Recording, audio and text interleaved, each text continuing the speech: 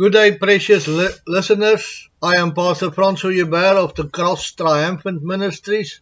Today I want to talk to you about the necessity of the death of Christ. We read in Luke 24:26 in the King James Version, "Ought not Christ to have suffered these things and to enter into his glory?" In the suffering of Christ we see the cruelty of sin. The greater the offense, the greater the penalty. The suffering in Christ reveals the abomination of sin. This suffering was far above any suffering ever served on any creature. The death of Christ shows us how terrible sin is in the eyes of God. Christ was greater than the world, so his suffering declares that sin is the greatest evil in the world. How great is sin? It made God bleed for it. The death of Christ is the single greatest execution of righteousness ever performed by God. The earth shook under the weight of God's judgment on sin. Even the heavens were dark as if to cover the face of the universe for a moment. Christ, the Son of God, died for the sin of a fallen creature. A creature small and insignificant perhaps in the eyes of the angels, yet in the eyes of God, the crown of his creation. If there was any other way to deal with the sin of man, God would have followed that way. However, the glory of God and his righteousness was at stake here. He couldn't just forgive and overlook sin. What justice would this have indicated? A relaxation in values and a double standard? Creation could rightly question it. The moment Lucifer fell in sin, God punished him and cast him out. So if God just forgives men, he would have to restore Lucifer to his position. God told man that if he ate from the tree, he would surely die. God couldn't go back on his word right now. Either man had to die or God. Christ therefore had to die for the sin of man. It wasn't enough for him to just become a human being and lead a good life. Nothing of his holy life or intercession or example could save men from the morass of sin. He could not save us without death. Death was part of the punishment of sin. Through death, Christ could pay for our sin. It was only his death that could satisfy the claims of righteousness set by the Father. Nothing else. How great was the crime of man that only the death of Christ could pay for it? To be released from the sin, Christ's blood had to flow. Just a question, in light of that, is hell really that bad? What I mean by this, hell as punishment for sin. Yes, hell in its essence is horrible. However, in light of the price paid, it is the just punishment for those who did not want to accept the grace of God. On the cross, God the Father treated him like a sinner. He was not a sinner, but was treated as one because he carried our transgressions on the cross. He went to our cross to pay for our transgression. God had to deal with him as he would deal with a sinner. Romans 6:23 says, "For the wages of sin is death, but the gift of God is eternal life through Jesus Christ our Lord." It is not part of God's character to harm any creature without reason. It's not in line with God's goodness and justice, not at all what he did to his own son. No father will crush his son under his feet just because he wants to help someone else. Before this can happen, there must be a valid reason, a reason so awesome and absolutely horrifying that justifies the shattering of one's own son. In the crushing of Christ, we realize the tremendous value of the soul of man. God saw in man something that could claim the life of his own son, something that would make it right to crush Christ. We must not look at the cross from the point of view of man. When we look at a cross, we must see it from God's point of view. It is in himself. This in itself has already been much demanding for man who can only see in part. We truly need a revelation from God to see what he sees. In the light of the cross, we see how much God hates sin, so it must be abominable in our eyes. We can still nurture sin. Can we still nurture sin in our life? Can we ourselves do what God hates? To continue with sin is to despise what Christ went through on the cross. It is as if we are going down from heaven to earth again to come to another cross and be engulfed again by another grave. We see this clearly in Hebrews. Hebrews 6 verse 4 to 6 says, "For it's impossible for those who were once enlightened and have tasted of the heavenly gift and were made partakers of the Holy Ghost and have tasted the good word of God and the powers of the world to come, if they shall fall away, to renew them again unto repentance, seeing they crucified to themselves the Son of God afresh, and put him to an open shame. Our hearts should melt within us to think just how unnecessary his first death was on the cross. Still over and over again through our pampering of sin, he must die again. We should open our hearts through confession, as your heart was opened by the spear of the shoulder. We also need to understand that simply confessing to clear our conscience is not acceptable either. Confession to one another when we have transgressed against one another is not on the same level as our transgressions to go towards God.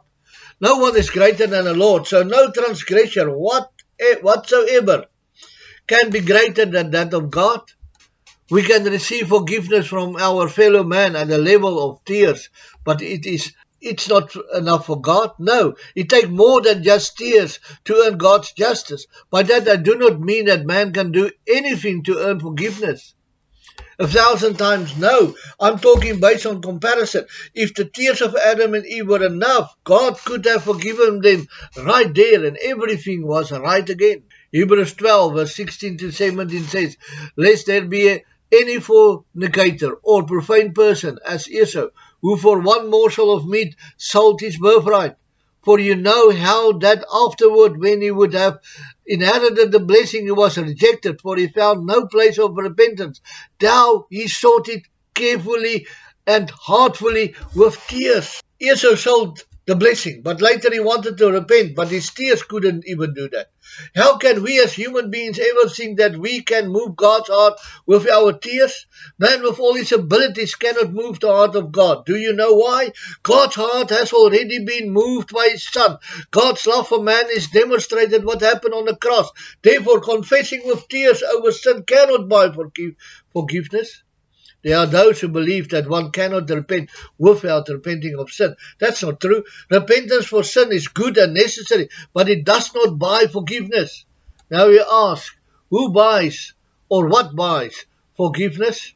Hebrews 11 verse 6 says, but without faith it is impossible to please him. For he that cometh to God must believe that he is, and that he is a rewarder of them that diligently seek him.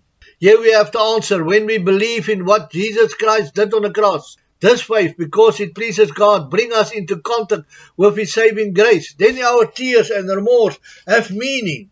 Then and only then. Psalm 51 verse 19 said, then shall thou be pleased with the sacrifices of righteousness, with burnt offering and whole burnt offering. Then shall they offer bullocks upon thine altar after forgiveness.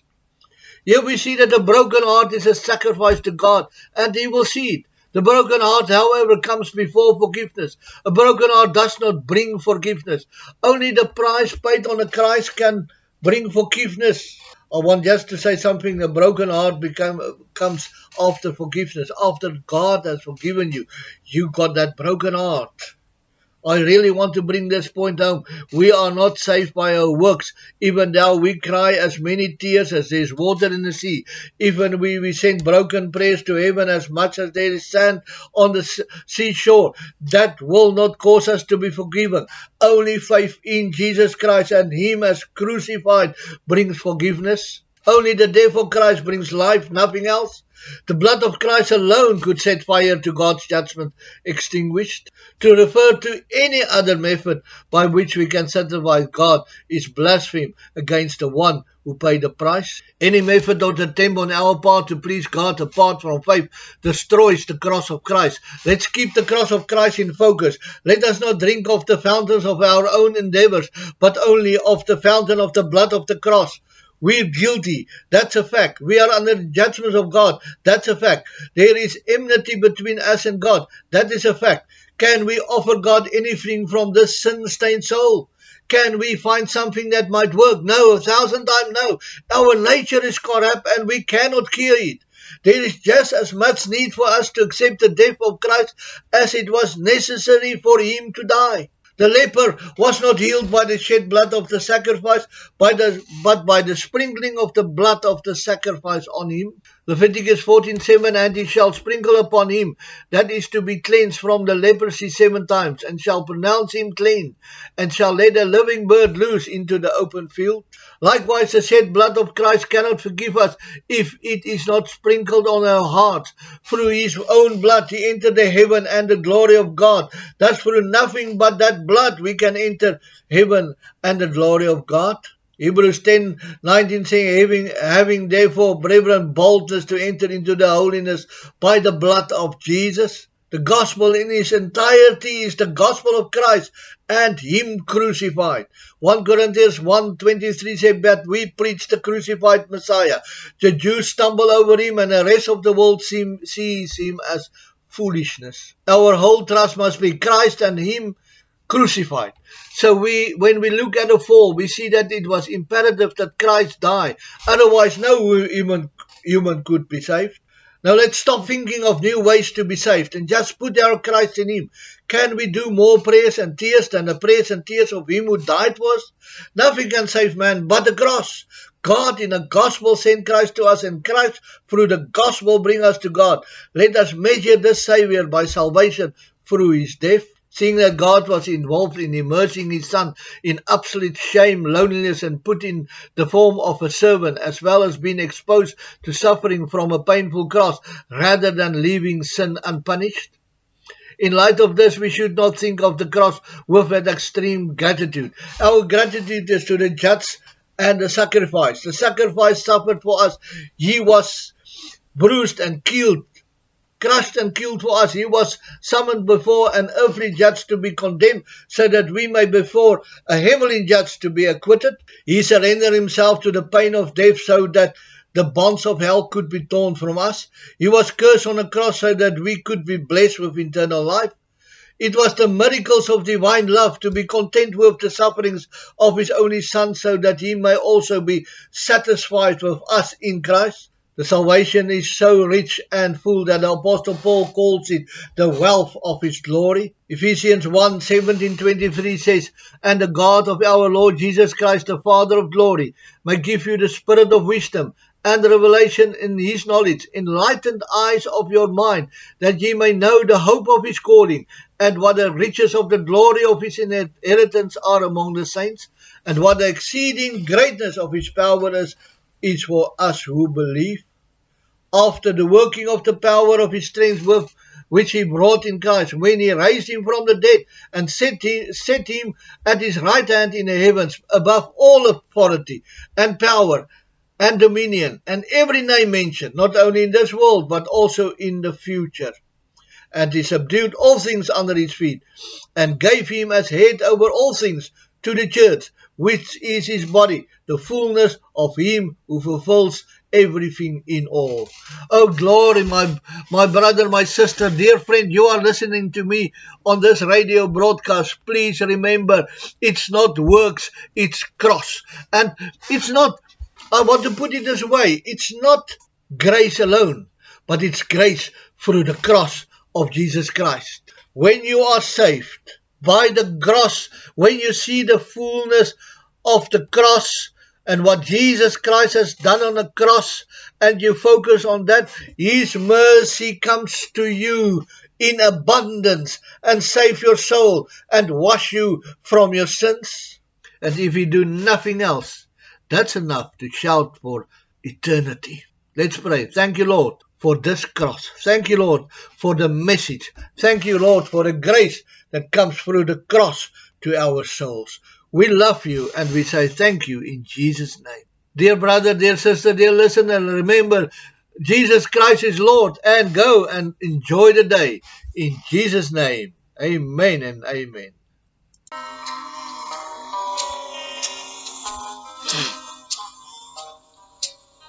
my hands are tired and my step is slow, walk beside me and give me the strength to go. Fill my face with your courage so defeat won't show. Pick